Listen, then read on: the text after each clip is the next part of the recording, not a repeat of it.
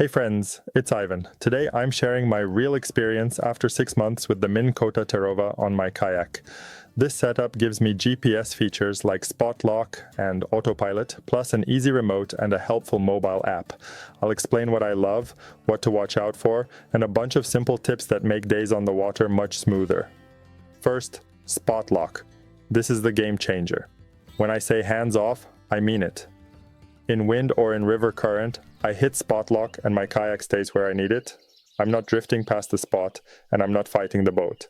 I can retie a lure, change baits, or make several very accurate casts into the same little zone without sliding away. If you fish places where boat position matters, this changes everything. Here's how I actually fish with it. Most days I mix slow movement with stop and work moments. When I want to really pick apart a piece of structure, rock pile, brush, current seam, I hit spot lock and focus on fishing. On lakes, when the wind gusts, it brings me right back. On rivers, when the current pulls, it holds me in place. If you troll a lot, or you use spot lock a lot, or you fish one hole for catfish or similar stay and soak styles, to me this motor becomes a must-have. It's very helpful, and for what it does, the price is reasonable. I'm happy I bought it because it honestly helps me catch more fish and enjoy the day more. It's not too heavy and it's not hard to install if you plan it right. Now AutoPilot, this is my second favorite feature. AutoPilot lets me set a heading and a slow speed, and the kayak holds that line. Picture a shoreline or a weed edge. I want to sit maybe 30 to 50 feet off and creep along at about 1 mile per hour. With AutoPilot, I point the bow, set the speed, and then I just fish. I'm not constantly correcting left, right. If you've steered a lot while trying to work a bait, you know how much that steals your attention. AutoPilot gives me cleaner presentations and more focus on the lure. Let's talk weeds and shallow water, because that's real-world kayaking. I fish shallow lakes with a lot of grass and weeds. This motor goes through it well. Yes, sometimes it catches a little grass and the speed dips, but it keeps working. Compared to my Old Town EPDL Plus, in the heavy stuff that drive can grab weeds, slow down, and sometimes even stop. With the Minn Kota, I may see a strand or two on the prop, but most of the time, I keep moving and keep fishing. Shallow caution from experience, I've touched bottom in a skinny river. When the prop or lower unit hits rock or hard bottom, the kayak can wobble side to side. Go slow, watch your depth, and keep your balance. The good news is the motor kept working fine afterward. Build quality on the housing and prop has been solid for me. Big water time. I fish Lake Michigan and other big lakes. Sometimes I run 3 to 4 miles from shore and then troll for hours. That kind of day is hard on any battery. The Terrova handles trolling well, usually around 2 miles per hour, and sometimes up to about 3.5 miles per hour when I want to cover water faster. But on those long, heavy trolling days, I have drained a 12-volt 100 amp hour lithium battery. So I plan for it. I carry backup propulsion, my EPDL Plus, or I plan the route and wind so I can get back if the battery gets low. You can bring a bigger battery, but that adds weight and takes space in a kayak. For me, a backup plan is smart. Let me detail power a bit more because people always ask. I use an Amped Outdoors 12-volt 100 amp hour lithium battery. For regular days where I move spot to spot and use spot lock and slow speed control, that battery is basically an all-day solution. If I troll hard with deep baits and 3 rods for salmon on Lake Michigan, I can drain it in 3 to 4 hours, depending on speed and conditions. That's normal for that workload, so I watch my battery percentage, watch the weather, and make sure I can always get home. Convenience matters on a kayak, and that's another reason I like this setup. It's not too heavy for what it does, and it's not hard to install if you plan your wiring. I recommend quick connectors, so you can drop the battery in, set the motor, and click everything together fast at the ramp. Quick connectors make it easy to remove the battery for charging at home and keep your deck clean. I also like a battery box, something like the Old Town battery box, because it keeps water off the terminals and keeps wiring tidy. On fishing days, you get splash, sometimes rain, and a bit of water in the hull, so a box is a must-have for me. It also makes it easy to lift the whole thing out, charge it, and put it back in next time. If you want to see exactly how I installed mine, check my previous video. I show the mount, the breaker, the clean wiring, and the quick connectors that save time. Once you do it once, the day-to-day is simple. Place the battery, place the motor, connect, and go. If you use a pedal drive like a PDL or an EPDL together with the trolling motor, getting to the spot is quicker. With a clean hull and a little wind help, you can see around 5 miles per hour on the way out, then slow down and fish with control when you arrive. That combo is very efficient. For control, the handheld remote is simple and reliable. I bump the speed up or down, I hit spot lock, and I run AutoPilot. I clip the remote to my PFD so I don't drop it. The mobile app is a nice backup and a bigger interface. It works like a digital remote and helps with quick changes and updates.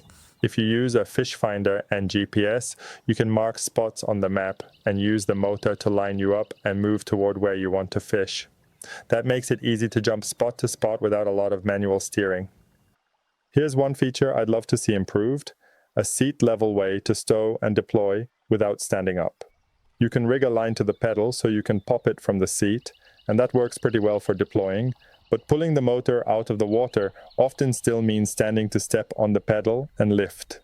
On a stable kayak, like the Old Town Sportsman 120, standing is fine, but sometimes the water is rough or I just want to stay seated. I'd love a clean, safe seated system for both deploy and stow. For now, a simple stow line helps, and I just take my time when it's time to lift. A few simple tips I use every trip. First, watch your shaft depth. If it's shallow, raise it so you're not plowing the bottom. Second, have a weed clearing routine. If you feel speed drop, a quick reverse can clear a strand. Third, keep wiring marine grade and tidy. Good crimping, heat shrink, and a proper breaker make the system reliable. Fourth, wear a PFD and keep a knife handy. Lines, cords, and weeds can tangle at the worst times. Let's talk styles of fishing. If you troll, this motor is excellent. I can dial in 2 miles per hour and let the baits work, and when wind or waves push me, the motor corrects and I stay near my target speed. If you fish stationary, catfish, carp, crappie over brush, bass on a hump, spot lock saves energy and time. I don't kick, I don't paddle, and I don't drift off my target. For me, that means more casts into the right water, and that's the real value. People ask about noise. In my experience, the sound is totally fine for kayak fishing, especially at slow speeds. Fish don't seem to care when I'm smooth on the controls. Don't slam from 0 to max, keep the prop free of big weed balls, and everything stays quiet. Durability after 6 months has been solid.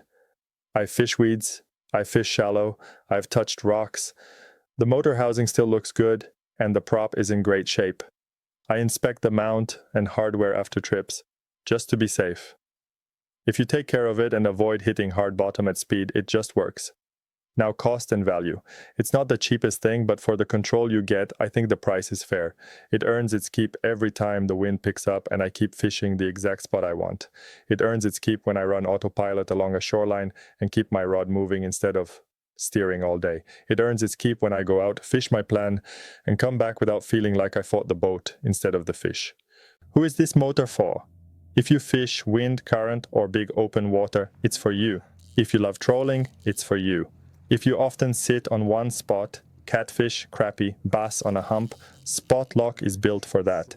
If you only fish tiny creeks, carry your kayak a long way every trip, or you want the lightest possible setup, maybe it's not for you. For my lakes, rivers, and Great Lakes trips, it fits my style perfectly. Here's my simple day plan. I launch at 100% battery. I run to my first area at an efficient pace. No need to blast max speed. I fish that area with spot lock and short moves. If I want to cover water, I turn on AutoPilot and set a slow speed. I keep an eye on my battery number. If it drops faster than I planned, I switch to my backup drive for the return, or I turn toward home and fish my way back. That way I'm never surprised 3 miles out. For gear handling, quick connectors are my favorite small upgrade. They save time at the ramp and make setup simple. A good battery box is a must-have. Keeps water off the terminals, keeps the deck organized, and makes charging easy at home. If you're curious about exactly what I use, check the links and part names in the description. One more note on combining systems. If you have a pedal drive like a PDL or EPDL and you also run the trolling motor, the two together make a great team. Use the motor for control and trolling and use the pedals for quick bursts, tight maneuvers in shallow, or as a backup to get you home when the battery runs low. On long Great Lakes runs, that combination lets me go far, fish hard, and still have a plan B. After 6 months, here's my honest summary. I like this motor a lot. Spot lock keeps me exactly where I want to fish. AutoPilot keeps my line clean and my hands on the rod. The remote and the app make control easy. In weeds, it keeps working. In shallow, it needs a careful hand, but it has handled bumps and rocks just fine. On big water, it does the job as long as you respect battery life and bring a backup plan. Installation is straightforward, especially with quick connectors and a good battery box, and for the way I fish, the value is absolutely there. If you troll, if you use a lot of spot lock, or if you fish one spot for catfish or any species, I think this motor is a must-have. It's helpful, it's not too heavy, it's not hard to install, and it makes the fishing part of the day smoother. If you use a pedal system plus the trolling motor to reach your area, you can hit around 5 miles per hour on the way out, then slow down and fish with control when you arrive. Even after 6 months, I'm happy with it and I'll keep using it. If you want to see exactly how I installed mine, check my previous video. I'll leave links to the quick connectors and the battery box I like, so you can build a clean setup you can pack in and out fast. Drop your questions in the comments. If you want my wiring and parts checklist, comment Minn Kota list and I'll share it. Thanks for watching, tight lines, and I'll see you on the water.